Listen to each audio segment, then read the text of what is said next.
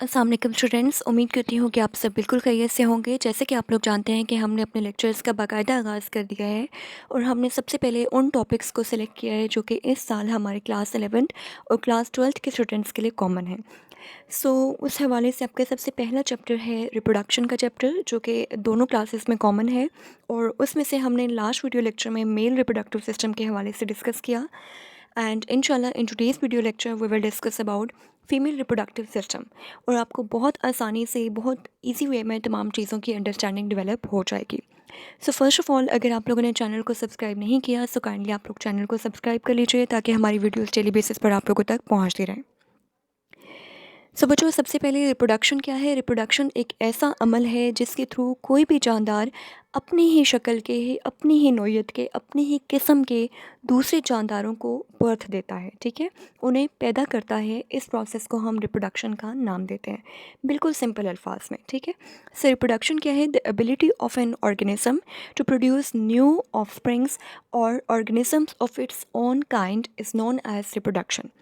Offsprings किसे कहते हैं? ऑफस्प्रिंग की टर्म्स हमेशा बेबीज़ के लिए, यंग वंस के लिए इस्तेमाल की जाती है। ये स्लाइड हम लोग ऑलरेडी लास्ट वीडियो लेक्चर में डिटेल में डिस्कस कर चुके हैं, इसलिए हम इसको क्विकली पास करेंगे। Female reproductive system. सबसे पहले हम लोग बात करते हैं कि फ़ीमेल रिप्रोडक्टिव सिस्टम के क्या फंक्शंस हैं।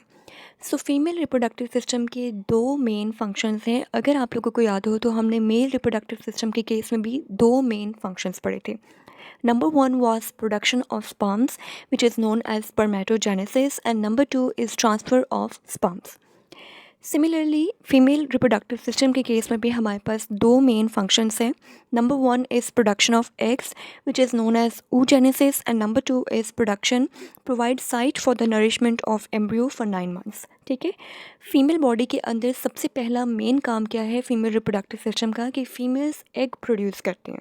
जिस तरह से मेल स्पर्म प्रोड्यूस करता है स्पर्मेटोजेनेसिस के प्रोसेस के थ्रू, बिल्कुल इसी तरह से फीमेल बॉडी एग प्रोड्यूस करती है oogenesis के प्रोसेस के थ्रू।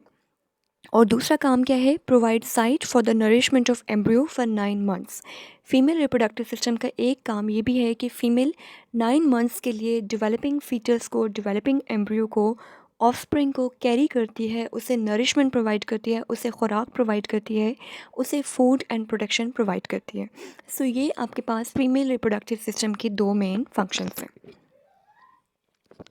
यहाँ पे आप लोग डायग्राम देख सकते हैं, सिंपल सा ग्राफिक है। आप लोग देख सकते हैं from the very left hand side आपको सर्कुलर फॉर्म में ब्लूइश कलर में एक एग नज़र आ रहा है। ये एग आपके पास पर्पल कलर के स्पर्म के साथ कंबाइन हो रहा है। ठीक है, एग एंड स्पर्म कंबाइन होते हैं और इस प्रोसेस को हम फर्टिलाइजेशन का नाम देते हैं। What is fertilisation? The combination of an egg and a sperm. Bluish colour का एग जो कि सर्कुलर है, ये आपके पास कंबाइन होगा विद द स्पर्म जो कि पर्पल में यहाँ पे शो किया गया है। And this process is known as fertilisation. Fertilisation के रिजल्ट में आपका जाइगोट बनेगा एंड जाइगोट के अंदर फिर बहुत सारी माइटोटिक डिवीजन्स होंगी और वो अल्टीमेटली कन्वर्ट हो जाएगा into the foetus. Structure of female reproductive system. Just like in case of male reproductive system, हमने कहा कि मेल रिप्रोडक्टिव सिस्टम के चार मेन पार्ट्स से अगर हम क्विकली उनके नेम्स को रिकॉल करें, मेल्स के केस में हमारे पास गोनेड्स से which are testis, and then accessory ducts पाई जाती हैं मेल्स में, एसेसरी ग्लैंड्स पाए जाते हैं और कॉप्यूलेटरी ऑर्गन पाया जाता है। फीमेल्स के केस में भी हमारे पास चार मेन स्ट्रक्चर्स हैं। Number one are gonads which are ovaries, number two oviduct, and number three uterus and vagina. ये क्या चीज़ें हैं, क्या इनके फंक्शंस हैं, इसको हम डिटेल में नेक्स्ट स्लाइड में डिस्कस करने वाले हैं। अभी के लिए आप लोग इतना याद रखें कि फ़ीमेल रिप्रोडक्टिव सिस्टम के चार मेन हिस्से हैं। कौन कौन से? गोनेड्स। गोनेड्स को आप ओवरीज का भी नाम दे सकते हैं। ठीक है, मेल गोनेड्स टेस्टिस कहलाती हैं, फीमेल गोनेड्स को ओवरीज कहा जाता है। Female gonads which are ovaries, then आपके पास फीमेल्स में ओविडक्ट पाई जाती है, then uterus and then vagina. जी, अब ये स्लाइड आपके पास बहुत इंपॉर्टेंट स्लाइड है। अगर आप चाहते हैं कि आपको पूरे टॉपिक की अंडरस्टैंडिंग डेवलप हो जाए तो आपने इस स्लाइड को बहुत तवज्जो से, बहुत एहतियात से, बहुत गौर से ऑब्ज़र्व करना है। बच्चों, सबसे पहले हम लोग स्टार्ट करते हैं from the right hand side. ठीक है, आप लोग अपनी राइट हैंड साइड पे ऑब्ज़र्व करें। आपको सबसे पहले एक अंडे की शक्ल का एक वाइट कलर का स्ट्रक्चर नज़र आ रहा है। ये क्या है आपके पास? ये ओवरी है। ठीक है। फीमेल बॉडी के अंदर इस तरह की 2 ओवरीज पाई जाती हैं, left ovary and right ovary. बच्चों पूरी डायग्राम को साथ साथ नहीं देखना, जिस चीज़ पे मैं पॉइंट आउट कर रही हूँ सिर्फ उसको ऑब्जर्व करें आप लोग। अपने राइट हैंड साइड पे अपनी दाईं जानिब आप लोग देखें, आपको सबसे पहले एक सफ़ेद कलर का एक अंडानुमा स्ट्रक्चर नज़र आ रहा है, ठीक है, गोल सा अंडे की शक्ल का oval shape structure. This is known as an ovary. ये क्या है? ये एक ओवरी है। फीमेल बॉडी के अंदर इस तरह की 2 ओवरीज पाई जाती हैं। ओवरी के बाद आपको कुछ फिंगर लाइक स्ट्रक्चर्स नज़र आ रहे हैं रेड कलर में, ठीक है। ये फिंगर लाइक स्ट्रक्चर्स, इन्हें हम फिम्ब्रिए का नाम देते हैं, ठीक है। आपको ओवरी के बाद ओवरी के ऊपर कुछ फिंगर लाइक स्ट्रक्चर्स नज़र आ रहे हैं, ठीक है। जिस तरह से ह्यूमन हैंड की छोटे से बच्चे की 5 उंगलियां होती हैं, बिल्कुल इसी तरह से यहाँ पे आपको फिंगर लाइक स्ट्रक्चर्स नज़र आ रही हैं, 5 फिंगर्स नज़र आ रही हैं। This structure is known as fimbria. Fimbria के बाद आपको एक बहुत लंबी सी ट्यूब नज़र आ रही है। This tube is known as fallopian tube और ओविडक्ट। इस ट्यूब को क्या कहा जाता है? फिलोपियन ट्यूब और ओविडक्ट। और उसके बाद आपको एक रेड कलर का सर्कल नज़र आ रहा है। ये क्या है? ये आपकी यूट्रस की बॉडी है, ठीक है।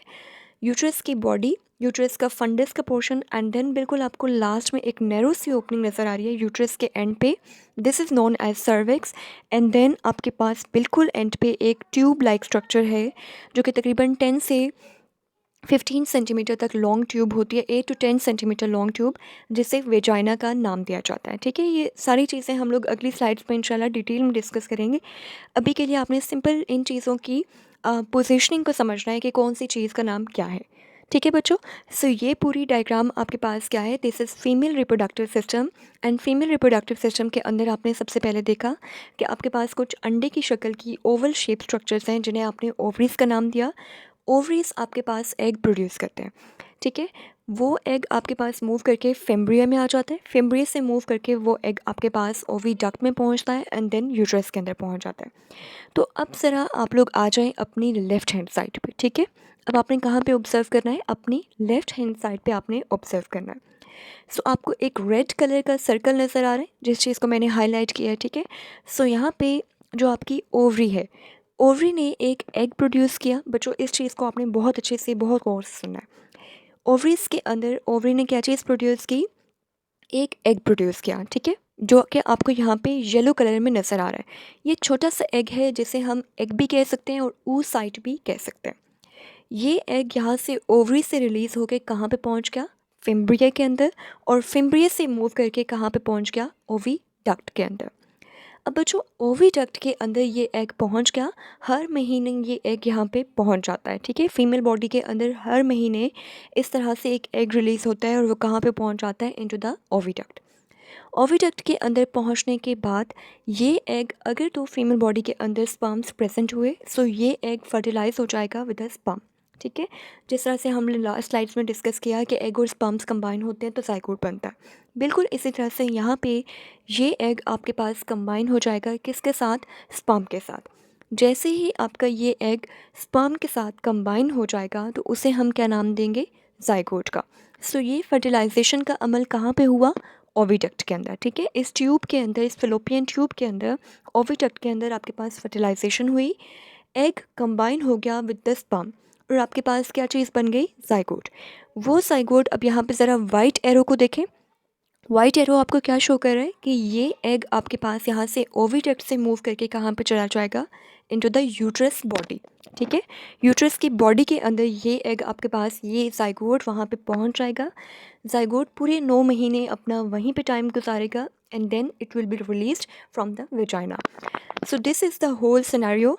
अगर आपको ये डायग्राम क्लियर हो गई है अच्छे से, सो आपको ये तमाम चीज़ें बहुत अच्छे से क्लियर होंगी, और इंशाल्लाह नेक्स्ट स्लाइड्स आप लोगों के लिए बहुत आसान हो जाएंगी, ठीक है।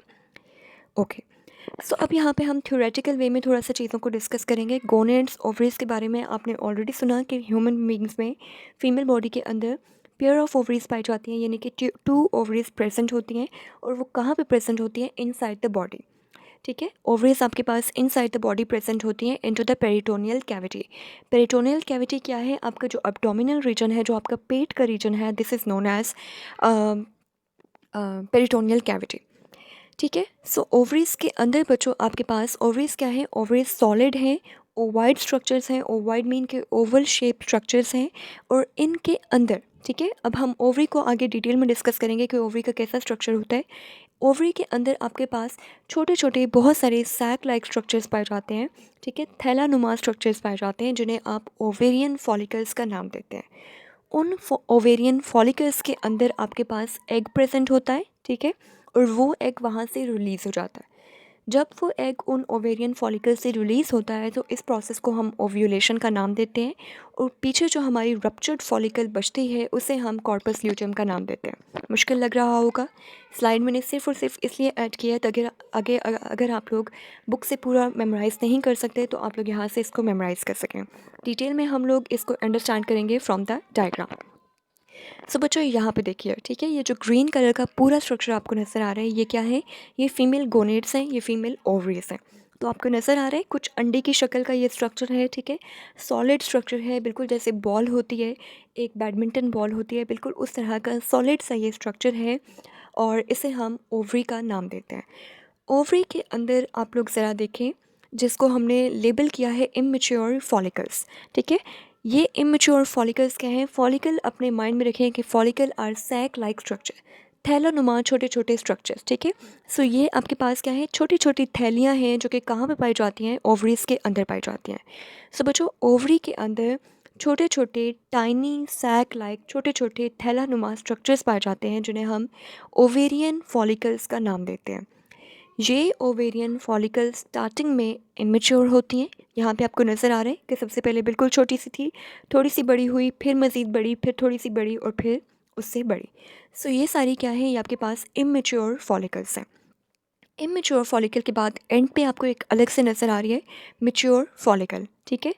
मेच्योर फॉलिकल क्या है? इस फॉलिकल के अंदर से एग रिलीज़ होगा, ठीक है। बाकी इमेच्योर फॉलिकल्स में से एग रिलीज़ नहीं होगा। बच्चों, हमने कहा था ना कि फीमेल बॉडी का मेन काम क्या है? एग को प्रोड्यूस करना और एग को रिलीज़ करना, ताकि वो एग स्पर्म्स के साथ कंबाइन हो जाए, ठीक है। सो यहाँ पे इमेच्योर फॉलिकल्स में से कोई एग रिलीज़ नहीं हुआ। जो आपकी मेच्योर फॉलिकल है उसमें से आपका एग रिलीज़ हुआ, वहाँ से आपको छोटा सा एग रिलीज़ होता हुआ नज़र आ रहा है बच्चों, ठीक है, जिसको हमने एग लेबल किया है। सो मेच्योर फॉलिकल रप्चर हुई, वो फट गई, ठीक है। थैलानुमा स्ट्रक्चर है तो थैला फट सकता है। बिल्कुल इसी तरह से यहाँ से इमेच्योर जो मेच्योर फॉलिकल है, जिसे हम ग्राफियन फॉलिकल का नाम भी देते हैं, ये मेच्योर फॉलिकल यहाँ से रप्चर होगी, ये फट जाएगी और वहाँ से एग रिलीज़ हो जाएगा। इस एग के रिलीज़ होने के प्रोसेस को हम ओव्यूलेशन का नाम देते हैं। ओव्यूलेशन हो गई, एग रिलीज़ हो गया। अब जब यहाँ से एग रिलीज़ हो गया, सो इस प्रोसेस को हमने क्या नाम दिया? Release of egg from the mature follicle is known as ovulation. Ovulation के बाद अब जो पीछे हमारे पास जो फॉलिकल थी जो कि फट चुकी है, ठीक है, जिसके अंदर अब एग मौजूद नहीं है, उस रप्चर्ड फॉलिकल को हम नाम देते हैं कॉर्पस ल्यूटियम का, ठीक है। उस रप्चर्ड फॉलिकल को, वो फॉलिकल, वो थैलानुमा स्ट्रक्चर जिसमें से एग रिलीज़ हो गया है, उस रप्चर्ड फॉलिकल को हम क्या नाम देते हैं? कॉर्पस ल्यूटियम का। तो that's all about your ovaries, ठीक है। थोड़ा सा दोबारा से मैं इसको रीइंफोर्स कर लेती हूँ। यहाँ पे आपको ओवरीज नज़र आ रही हैं ग्रीन कलर की। इनमें से आपको स्टार्टिंग में सारी की सारी इमेच्योर फॉलिकल्स नज़र आ रही हैं, ठीक है। सो इमेच्योर फॉलिकल्स आपके पास कोई एग रिलीज़ नहीं करती। आहिस्ता आहिस्ता ये इमेच्योर फॉलिकल मेच्योर फॉलिकल में कन्वर्ट हो जाएंगी, और मेच्योर फॉलिकल में से आपका एग रिलीज़ होगा, ठीक है। सो मेच्योर फॉलिकल में से एग के रिलीज़ होने के अमल को ओव्यूलेशन का नाम दिया जाता है। और जब ओव्यूलेशन हो जाती है तो पीछे जो मेच्योर फॉलिकल, जो फटी हुई फॉलिकल बचती है, उसे आप कॉर्पस ल्यूटियम का नाम देते हैं। नेक्स्ट इज़ ओविडक्ट, ठीक है। सो ओविडक्ट क्या है? ओविडक्ट जैसे हमने फेलोपियन ट्यूब का भी नाम दिया, जिसको आपने डायग्राम में ऑब्जर्व भी किया था, भूल तो नहीं गए, ठीक है। यहाँ पे आपको ये फिम्ब्रिया के बाद, ये जो छोटे से बच्चे का आपको हाथ नज़र आ रहा है, इसके बाद आपको एक लंबी सी ट्यूब नज़र आ रही है बच्चों, tube like structure. So this is known as oviduct और फेलोपियन ट्यूब। सो सिंपल आप इसके बारे में क्या कह सकते हैं कि this is a long tube like structure, ठीक है, जो कि फिम्ब्रिया से कंटिन्यू हो रहा है और आपके पास यूट्रस की तरफ जा रहा है। एंड दिस सबसे इम्पॉर्टेंट बात ये कि ओविडक्ट आपकी वो साइट है जहाँ पे आपके पास फर्टिलाइजेशन होती है, ठीक है। सो ये चीज़ आपने अपने माइंड में रखनी है। सो बच्चों, ओविडक्ट क्या है? और ओविडक्ट को आप फ़लोपियन ट्यूब का भी नाम देते हैं। ओविडक्ट रिसीव ओव्यूलेटेड oocyte, ठीक है, यानी कि जो आपके पास एग रिलीज़ होता है वो सबसे पहले कहाँ पे पहुंचता है? फिम्ब्रिया के बाद वो आपके पास पहुंच जाता है इनटू द ओविडक्ट। ओविडक्ट में आपके पास फर्टिलाइजेशन होती है, ठीक है, यानी कि एग और स्पर्म आपस में कंबाइन होते हैं और फिर आपके पास ओविडक्ट ही उसको ट्रांसफ़र करती है ओवम को। ओवम क्या है? एग, ठीक है, जो फर्टिलाइज्ड एग है उसे हम ओवम कहेंगे, ठीक है। सो ये एग आपके पास ट्रांसफ़र हो जाता है ओवरी से यूट्रस में। सो ये सारे काम हैं आपके फ़लोपियन ट्यूब के। एंड देन आपके पास यूट्रस है। सो यूट्रस क्या है? यूट्रस वो प्लेस है जहाँ पे आपके पास जो फीटस है या जो डेवलपिंग एम्ब्रियो है या जो ऑफस्प्रिंग है वो अपने 9 मंथ्स गुजारता है, ठीक है। जिस पोजीशन में आपका फीटस 9 महीने गुजारता है, this position is known as uterus. So uterus is hollow muscular organ of inverted P shape, ठीक है, यानी कि ये हॉलो है, अंदर से खाली होता है, मस्कुलर स्ट्रक्चर है और आपके पास इसकी शक्ल क्या है? बिल्कुल जिस तरह से आपके पास एक पी होता है। पी किसे कहते हैं? नाशपाती को। नाशपाती को जब हम उल्टा करके रखते हैं, ठीक है, इन्वर्ट करते हैं, तो उसकी जो शक्ल होती है यूट्रस की भी वही शक्ल है, ठीक है। सो ये है आपके पास यूट्रस। यूट्रस के आपके पास 3 पोर्शंस हैं, फंडस, बॉडी एंड सर्विक्स। ये तीनों पोर्शंस किसके हैं बच्चों? ये यूट्रस के पोर्शंस हैं। एंड यूट्रस के आपके पास 3 लेयर्स हैं, 3 वॉल्स हैं, पेरीमीट्रियम, मायोमीट्रियम एंड इंडोमेट्रियम, ठीक है। यूट्रस जो है उसकी 3 दीवारें हैं ताकि इसको प्रोटेक्शन प्रोवाइड कर सकें और उन दीवारों का नाम क्या है? पेरीमीट्रियम, मायोमीट्रियम एंड एंड्रोमेट्रियम। इसमें से हर एक का अपना अपना फंक्शन है। पेरीमीट्रियम सबसे बैरूनी है, ठीक है, आपने याद रखना है। पेरीमीट्रियम क्या है? सबसे बैरूनी लेयर है। फिर दरमियानी लेयर कौन सी है? मायोमीट्रियम। एंड देन सबसे अंदरूनी लेयर कौन सी है यूट्रस की? एंडोमेट्रियम, ठीक है। सो पेरीमीट्रियम तो सबसे आउटसाइड वाली हो गई। मायोमीट्रियम में लफ्ज़ मायो का क्या मतलब है? मस्कुलर, ठीक है। मायो का लफ्ज़ हमेशा मसल्स के लिए इस्तेमाल किया जाता है। सो मायोमीट्रियम क्या है? ये आपके पास मस्कुलर लेयर है और ये आपके पास कॉन्ट्रैक्शन और रिलैक्सेशन में इन्वॉल्व होती है। और इंडोमेट्रियम आपके पास वो जगह है जहाँ पे आपके पास फीटस की या जाइगोट की इम्प्लांटेशन होगी, ठीक है। सो यहाँ पे दोबारा से आपके पास डायग्राम शो की गई है। ये वही डायग्राम है, इसमें कुछ ख़ास नहीं है। अगर आप इसकी लेबलिंग प्रैक्टिस करना चाहें तो आप यहाँ पे इसकी लेबलिंग प्रैक्टिस कर सकते हैं। So the last portion is vagina.